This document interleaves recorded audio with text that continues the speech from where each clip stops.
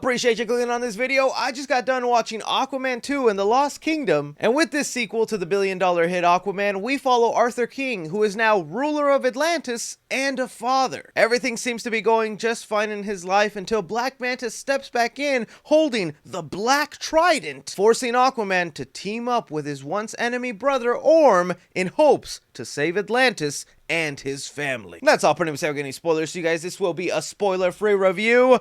The end of the DCEU. Oh man, I can't believe it. We have come this far that we have now landed on the last movie for this universe, and it's Aquaman 2. And heck, even just on that note, 2023 was like a packed year for DC. They had 4 films come out, from The Flash, Shazam! Fury of the Gods, Blue Beetle, and now Aquaman. And well, like with a lot of those DC movies, we had been hearing early stuff about this film that made us really hesitant. Things like the test screenings for this film were terrible. People were walking out. Warner Brothers was having like 100 of them, fixing and editing things, adding in scenes, taking away scenes. Don't even get me started on which Batman was going to cameo in this movie, because we had Ben at one point. No, it was going to be Michael Keaton. Now bring Ben back. Now let's just have none of them. And you know, with that being the behind the scenes of Aquaman 2, perfect representation of the DC as a whole. Still though, even with a lot of things going against Aquaman 2, I really like James Wan and his first Aquaman. I thought the trailers still looked pretty stunning and fun. Black Manta was looking badass. Like,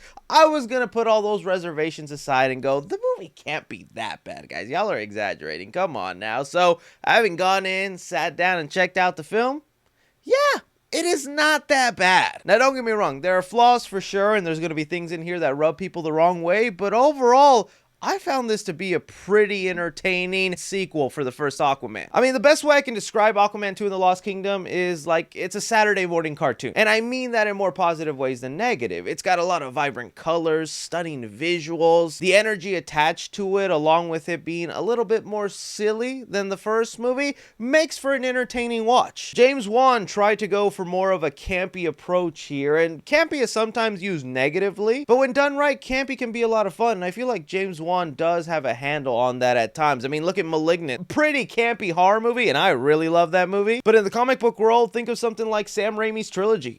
Camp was used there very well. And the same is attempted for Aquaman 2. I'm not going to say it's a perfect success here, but in this movie you can feel they went a little sillier with it. They went a little bit more jokey. I've already seen some people start saying that this is DC's Thor Love and Thunder, and I honestly would not go that far. Thor Love and Thunder was plagued with having a joke literally like every 30 seconds. Every character was a comedian. Nothing was taken seriously. And with the context of the subject matter in that movie, it just like really weighed the film down. Here, it does not go that far in Aquaman 2. You are definitely going to notice an increase of jokes and just like silly antics, but I think some of the things provided in this movie outweigh some of those sillier moments. Like, yeah, the thing I was most looking forward to in this movie, Black Manta, what a freaking badass. The guy is on a rampage in this movie, and I love it. Every time Black Manta steps on screen, James Wan treats him like an actual threat. Those glowing red eyes, his presence, his demeanor, like, yeah, it was a very satisfying part of the movie. There is one thing I wish they didn't do with him, but I'll talk about that in my negatives in a sec. But he wasn't the only villain that shined in this movie. Patrick Wilson returning as the Ocean Master and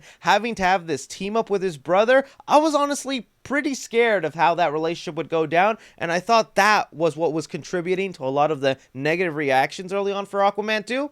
It's some of the best parts of the movie. Since Aquaman is now a father in this movie, early on, they try to establish this theme that he was an only child. He didn't have a brother. He didn't have any siblings, and maybe deep down inside, Aquaman did long for that. So once they start teaming up and going through this adventure, and all just for the purpose to save Atlantis, you see that brother dynamic form. You see Orm get much more likable. I found myself rooting a lot for Orm in here, and almost like he was given a great redemption. I also want to give a shout out to Randall Park in this movie. His role was also extended from what it was in the last movie. He gets to do a lot in here, and I found him pretty fun. Aside from those highlighted characters, I thought the visuals in here for the most part were still pretty stunning. Now, you do have your glaring CGI green screen moments, and a lot of that I think can be contributed to all the reshoots and meddling that the studio did, and you'll be able to tell what scenes are reshoots and what scenes were probably filmed long ago. But although the excitement of seeing Atlantis for the first time is now gone, it's not that exciting now that we saw it a second time, but I feel like James Wan does enough in here to keep the world interesting with some new machines, new type of fish. The action scenes for sure are like my favorite part. Like, James Wan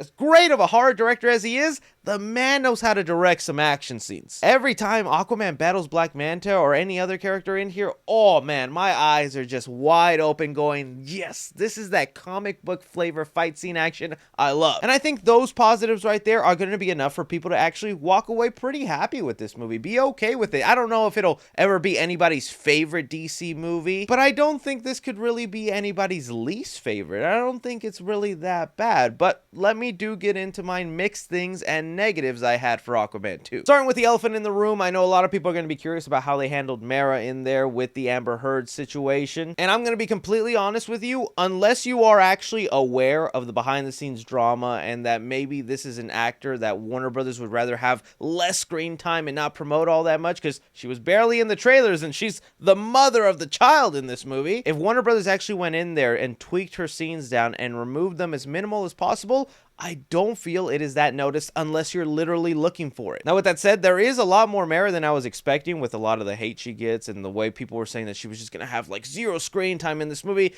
She's sprinkled throughout the movie quite a lot. But the movie also ends up making a lot of excuses and reasons for why she wouldn't be part of the journey, wouldn't be here. And I think story-wise, it makes sense. And unless you're really looking for it, you're not going to notice, oh, Mara's not in this that much. To me, I also feel like the movie takes a while to get going, and the new shift in tone with it being much more sillier is gonna get some getting used to. I mean, the movie starts off with that same kind of energy that a character would go with, probably wondering how I got here. Well, let me explain it to you. And that just feels like such a whiplash from the tone and feel of the first Aquaman movie. But I think the movie really starts to come together and becomes much more entertaining and fun once Aquaman and Orm get together teaming up through the adventure. Aquaman 2, I think, is also going to suffer from something Blue Beetle suffered with, in that it's very much a been there, done that kind of comic book movie. So many of the plot lines and things that happen in here, you have seen happen in other comic book movies. And that's something we're just going to see happen a lot now. Now that we have so many comic book movies, we're going to realize comic book storylines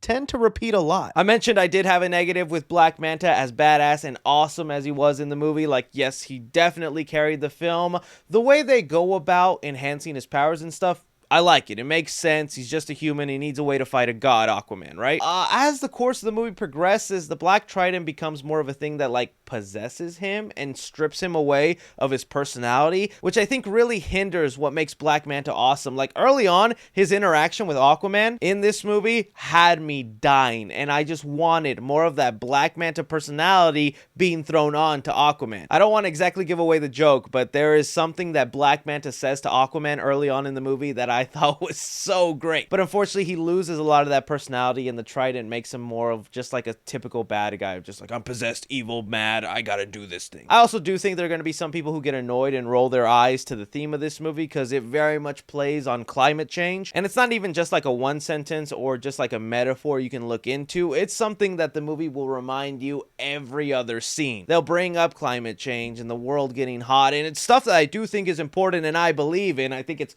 kind of crazy that we have people that go, climate change is fake and all that stuff. Like, whatever. But it is to a point where I was like, man, they are mentioning this a lot. I feel like some people are going to find it a little preachy. And lastly, kind of the biggest negative I had about Aquaman 2 that really brought it down a couple notches for me is Jason Momoa's portrayal of Aquaman. I've never been huge on Jason Momoa as Aquaman. To me, that's always been like a major miscast. But I also say that knowing Jason Momoa kind of made Aquaman a cool character. I mean, he was literally the DC character that was always made fun of, the guy who talks to fish, and he's the only one in the DC universe that has a $1 billion movie. Batman vs Superman couldn't even make $1 billion. And while I felt like I didn't really start coming around to his version of Aquaman until the first Aquaman movie by James Wan, I was like, okay, I got an idea in there. He can be serious. He can be this leader. He's not just the drunk guy or someone you would hang out with at a bar. That's what, like, Aquaman was kind of feeling like to me here. A party dude, not necessarily someone I want to rule and lead Atlantis. Unfortunately, in Aquaman 2, all that is reverted back. He is so much more the party frat dude, going crazy, just yelling, woo, at any moment. And, hey, maybe some people love that. To me, it just was like really out there. I'm glad when some of the more serious moments happens, he does take it seriously, like when his baby's in danger, when his family's in trouble. Yes. Heck, even the movie at one point addresses that Aquaman handles a lot of this trauma through his humor, but it's just dialed up to a noticeable notch where I don't think this is Aquaman I'm watching right now. I'm just watching Jason Momoa have fun. And like I said, I know some people are going to enjoy that and love that. To me, it just, that doesn't feel like Aquaman. Because you could take a lot of that same, woo, crazy fun personality, put it into Lobo, and that fits Lobo perfectly and would be awesome. But I don't think you could say the same about putting Lobo's personality into an Aquaman, you know? So with Aquaman 2 in the Lost Kingdom, I'm gonna give action 4 stars. I really like the way James Wan directs these comic book action scenes, especially when it came to Black Manta and Aquaman going at it. Like, that was just so awesome to see. Comedy in the movie, I'm gonna give it 3 stars. Some people are gonna find the humor annoying. I found it funny enough to where I carried along with it, but there are gonna be plenty of jokes in here that you might just not end up laughing and make the tone of the movie feel just overall silly. Drama in the movie, I'm also going to give it 3 stars. I don't think there was anything that super impressive with the story. I think it's a kind of a simple narrative. There's a couple of holes within the story as well, but it's suitable enough for what they're trying to do in here. Horror in the movie, I'll give 1 star too. This is still James Wan. Horror is in his blood, so he is going to have those nasty looking creatures in the ocean going after you, and I love those moments. And suspense in the movie, I'm going to give it 2 stars. Because of the more silly nature and just lighthearted feel, you're not really that scared, you know. Casual fans into the Aquaman world, I'm gonna give it an A-. Cinephiles, I'm gonna give it a B-. And critically, I'm going to give it a B-. For Aquaman 2 in the Lost Kingdom, I think this is a fun enough sequel to be enjoyed in theaters. Again, that's just my opinion on the movie. A lot of people just could be weighing down and harsh on this film because they know nothing from here on out is going to continue and move forward. Kind of like the way people treated X-Men Dark Phoenix. Nobody cared to see that movie once they found out Marvel owned X-Men again. But I think if you take it as is, it's a fun enough little movie with some flaws. Let me know if you guys got around to seeing Aquaman 2, what you liked, didn't like about the movie. Don't forget to like, subscribe, follow me on Twitter at 3C Films or on TikTok at 3C Films. But as always, I'm Chris. Take care.